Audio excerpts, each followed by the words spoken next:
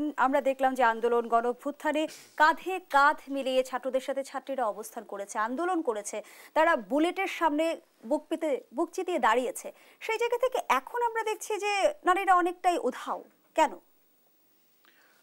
এখানে আসলে যেটা তো মানে সৌরভ ভাই তো ডিটেলসই বললো। আর আমাদের যে জিনিসটা বুঝতে হবে যে আমাদের নারীরা কিন্তু ধরেন চায়না বা অন্য কোনো দেশের মতন ওরিয়েন্টেড না। তারা কিন্তু স্কুলে বা কলেজে এই সমস্ত বিষয়ে শিক্ষা প্রাপ্ত না।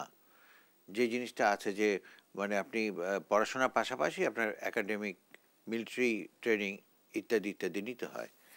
তো এখন ওরা তো ছিল স্টুডেন্টরা এসেছিল, আন্দোলন করেছে, আন্দোলনে তারা একটা ফল হয়েছে, তারা ফিরে যাচ্ছে। কিন্তু যদি আমরা মনে করি যে এটা তাদের দূরে সরে যাওয়া, অথবা তাদেরকে যদি আমরা আবার ক্ষমতার কাছাকাছি নিতে চাই, তাহলে কিন্তু এটা অনেক বড় ঝামেলা হয়ে যাবে। যেটা অলরেডি যে দুজন উপদেষ্টা নেওয়া হয়েছে তাদের নিয়ে অনেক তর্ক বিতর্ক হয়েছে, এবং মূল কারণটাই হচ্ছে যে ছাত্রদের মূল কাজ যেটা পড়াশোনা, তাদের সেখানে যাওয়া উচিত, এবং তারা একটা ওয়াচডগ হিসাবে, পাওয়ারফুল ওয়াচডগ হিসাবে এই সরকারকে নিয়ন্ত্রণ করবে।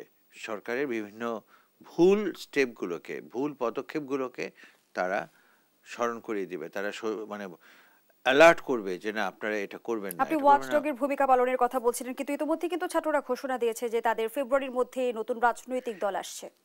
তার মানেই হচ্ছে তাদের ভেতরেও ক্ষমতার লিপ্সা বলেন, সেটা আকাঙ্ক্ষা বলেন, সেটা এসে গেছে, এবং এটাই হলো সবচেয়ে ক্ষতিকর। তারা একটা পর্যায়ে যে তারপরে যদি ক্ষমতায় আসে আমার কোনো আপত্তি নাই, দে আর মোস্ট ওয়েলকাম। কিন্তু আপনি পড়াশোনা শেষ না করে এখন হলে খেতেন হলো গঙ্গার জল ডাল ইউনিভার্সিটি হলে, আর এখন আপনি সোনাগা শেরাটনে খাচ্ছেন, এবং তাও আবার সবার সাথে না, আলাদা করে খাচ্ছেন। এই জিনিসগুলো চলে আসে। তার মানে কিন্তু আবারও সেই যে কথাটা আমি আপনাকে বললাম যে এতে যেটা হবে, যত বিলম্বিত হবে এই ইলেকশন, যত প্রলম্বিত হবে, বিলম্বিত হবে, ততই কিন্তু এই জিনিসগুলো বাড়বে। জনাব রওনাক হোসেন, শুধুই কি ছাত্রদের ক্ষমতার আকাঙ্ক্ষা থেকে নতুন রাজনৈতিক দল গঠনের চেষ্টা, নাকি বিগত চিরাচরিত যে রাজনীতির সংস্কৃতি দেখেছে সেই ধারা পরিবর্তন করতে তারা উদ্গ্রীব? ধারা পরিবর্তন করতে যদি আপনি বলেন যে তারা খুব উদ্গ্রীব, তা কিন্তু না। কারণ তারাও দেখবেন কোনো না কোনোভাবে কোনো না কোনো দলেরই সমর্থক, বা ছাত্র দল, ছাত্র লীগ, ছাত্র শিবির, এরা সবাই কিন্তু এক একটা বড় দলের মানে কি বলবো যে ফলোয়ার, বা তাদের ছাত্র উইং, স্টুডেন্টস উইং তাদের।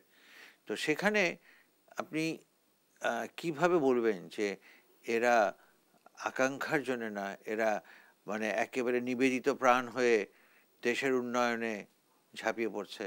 তা তো ধন্যবাদ না। জানাচ্ছি আপনাকে। সোহরাব হাসান, দু এক লাইনে আপনার মন্তব্য জানতে চাই। এই ক্ষমতাই কি আমাদের রাজনীতির একমাত্র উৎস কিনা? না, রণক ভাইয়ের সাথে একটু দ্বিমত করি। ছাত্ররা নেতৃত্ব দিতে পারবে না বা তারা রাজনীতি করতে পারবে না তা নয়, অবশ্যই করতে পারবে।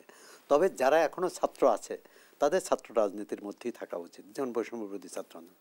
এখন নাগরিক কমিটি যারা উদ্যোগ নিয়েছে তারা কিন্তু তাদের ছাত্রত্ব শেষ হয়েছে। তারা এখন আবার তারা আন্দোলন করে আসছে শেরাটনে।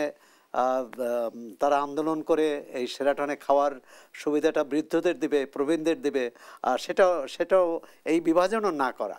কথা হচ্ছে যে যে প্রশ্নটা আসছে ছাত্র নেতৃত্ব, ভবিষ্যৎ নেতৃত্বের ক্ষেত্রে, ভবিষ্যৎ রাজনৈতিক দলের ক্ষেত্রে তারা রাষ্ট্রীয় পৃষ্ঠপোষকতা পাচ্ছে কিনা।